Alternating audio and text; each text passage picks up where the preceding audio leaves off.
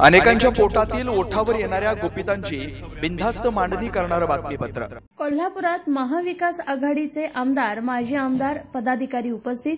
मुश्रीफ यांनी महायुतीची बैठक घेतल्यानंतर सतेज पाटील यांनी सुद्धा इंडिया आघाडीची घेतली बैठक। आगामी लोकसभा निवडणुकीच्या पार्श्वभूमीवर तीनही पक्षांमध्ये आता खलबत होत आहे।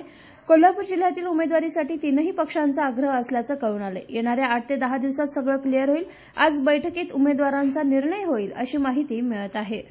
कोल्हापूरमध्ये इंडिया आघाडी म्हणून आम्ही एकत्र बसतच असतो, परंतु सुदैवानं काल आदित्य ठाकरे जे आले असल्यामुळे त्यांच्याबरोबर कोल्हापुरातल्या स्थानिक इंडिया आघाडीची बैठक झाली आणि त्यामध्ये मॅनिफेस्टोमध्ये काही विषय यावेत का किंवा एकूणच लोकसभा आणि विधानसभेच्या अनुषंगाने कशा पद्धतीने पुढे जावं या संदर्भात अत्यंत चांगली चर्चा झाली। काही सकारात्मक सूचना काही घटक पक्षांच्या लगत मनरेगाच्या बाबतीत असतील, शिक्षणाच्या बाबतीत असेल आणि मला वाटतं एक चांगली पॉझिटिव्ह चर्चा आज आम्हाला या बैठकीमध्ये झाली। बेधडक निर्भीड बिनधास्त मांडणी करणारा खबऱ्या लाईव्ह।